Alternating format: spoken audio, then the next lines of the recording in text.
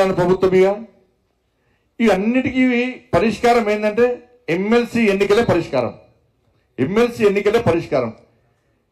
ఇవాళ 2 లక్షల ఖాళీలు ఉన్నాయన్న. 2 లక్షల ఖాళీలు ఇదే ముఖ్యమంత్రి గారు ఎవరైనా ఎన్నికల ముందు వాళ్ళ ఆది నాయకుడు రాహుల్ ఖాన్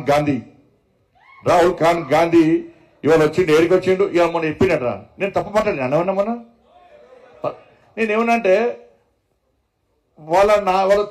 ఆయన ఒక కాంగ్రెస్ పార్టీ లీడర్ నన్ను అడిగాడు మీడియాలో బ్రేకింగ్ న్యూస్. నేను బండి సంజయ్కి ఏం తెలిసే తండ్రి మతమే కొడుకు వస్తుంది అన్నాడు. మరి తండ్రి మతం ఏంది? తండ్రి పేరు ఏం పేరు? రాజీవ్ గాంధీ తండ్రి పేరు ఏం పేరు? ఫిరోజ్ ఖాన్. ఈ గాంధీ యాడ్ చేసుకున్నారు. గాంధీ ఎక్కడ? గాంధీ ఆ మహాత్ముడు చూస్తే ఇలా ఎంత బాధపడుతున్నా మహాత్ముడు. నేను మహాత్మా గాంధీని ఈ దేశ స్వాతంత్ర్యం కోసం నేను కొట్లానా, నన్ను మహాత్ముడని భావిస్తారు, దేశ ప్రజలు నన్ను పూజిస్తారు, ఆరాధిస్తారు, అభిమానిస్తారు. ఈ నా పేరు గాంధీ ఎందుకు పెట్టుకుంటే వీళ్ళు ఎక్కడి వచ్చింది గాంధీ అని వాళ్ళు బాధపడుతున్నాను. ఫిరోజ్ ఖాన్ గాంధీ అన్నప్పుడు ఫిరోజ్ ఖాన్ గాంధీ కొడుకు పేరు ఏమవుతుంది? రాజీవ్ ఖాన్ గాంధీ అవుతుంది. గాంధీ కాదు, రాజీవ్ ఖాన్ అవుతుంది. మరి రాజీవ్ ఖాన్ కొడుకు పేరు ఏమవుతుంది? రాహుల్ ఖాన్. నేను తప్పు చెప్పినానే? మీరు చెప్పినాకే సమాధానం నేను చెప్పినే. హిందువులైతే కాదు, మీరు హిందువులైతే కాదు, హిందువులు అసలే కాదు. అసలు కాంగ్రెస్ పార్టీలో ఉన్న నాయకులకు కార్యకర్తలకు అసలు మీ లోపల అసలు హిందువులేనా మీరు? నాకు అర్థం కాలే. మీ లోపల హిందూ రక్తం ప్రవహిస్తుందా? ఇవాళ సర్క్యులర్ చూసినాను. ఇవాళ ఇజ్జత్ పోతే సర్క్యులర్ చూస్తే ఇవాళ ఇప్పుడు ఇచ్చింది. ఇప్పుడు సాయంత్రం సర్క్యులర్ ఇచ్చావు. ఏమి ఇచ్చింది తెలుసా సర్క్యులర్? రంజాన్ టైంలో అంటే సాయంత్రం 4 గంటల తర్వాత పోచడాలు. నువ్వు రంజాన్కు 4 గంటల తర్వాత వాళ్ళకు ఉద్యోగాలు ఇచ్చిపెట్టి పోతే మాకు ఏమి ఇబ్బంది లేదన్నా. కానీ నా అయ్యప్ప ఏం పాపం చేసిండు? అయ్యప్ప స్వాములు ఏం పాపం చేసిండన్నా? నా అయ్యప్ప ఏం పాపం చేసిండన్నా? మధ్యాహ్నం దీక్ష తీసుకొని అయ్యప్ప మాల తీసుకొని మధ్యాహ్నం ఆఫీస్కి పోతే టిఫిన్ బాక్స్లో పోయి తినరాదు. అప్పుడప్పుడు వంట వేసుకొని మడితో తినాల్సి వస్తుంది. అవునా కదా? ఇలా ఈ ఉద్యోగస్తులు, ఉపాధ్యాయులు, ప్రైవేట్ ఉద్యోగులు కూడా అయ్యప్ప దీక్ష తీసుకొని ఉద్యోగానికి పోతే మధ్యాహ్నం పోదామంటే ఎవరు ఎప్పుడు తనిఖీ చేస్తారో, ఎప్పుడు సస్పెండ్ చేస్తారో ఒక భయానక వాతావరణంలో ఉద్యోగస్తులు, అయ్యప్ప దీక్ష చేసుకున్న ఉద్యోగస్తులు భయపడే పరిస్థితి తెలంగాణ రాష్ట్రంలో ఉంది. మధ్యాహ్నం భిక్ష లేకుండా పస్తులుండి అయ్యప్ప దీక్ష చేసుకునే పరిస్థితి వల్ల గంట సేపు బయటకు పోవాలంటే సస్పెండ్. మరి ఏ పాపం చేసిన అయ్యప్ప? ఆంజనేయ స్వామి దీక్ష చేసుకుంటే బాల ధరిస్తే వాళ్ళకు ఎగ్జామ్షన్ ఏం లేదు. భవానీ దీక్ష చేసుకుంటే వాళ్ళకు ఏం లేదు. శివమాల శివరాత్రి వస్తుంది, శివమాల చేస్తే వాళ్ళకి ఎగ్జామ్షన్ లేదు.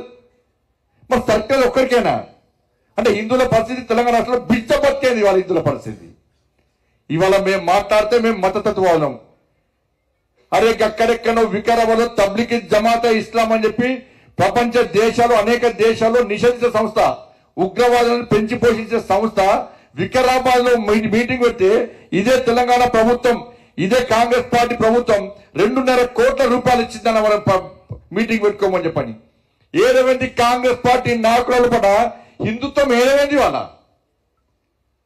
హిందూ రక్తం లేదా మీ వల్ల? మీరు డుబ్బుగా మీరేమన్నా బొట్టు పెట్టుకుంటలేరా? పొయ్యి అనుకుంటే మీ కుటుంబ సభ్యులు, భార్య పిల్లలు గుండె మీద చేసి అనుకోమని చెప్పండి. మీ ప్రభుత్వం చేసేది కరెక్టా అని చెప్పండి.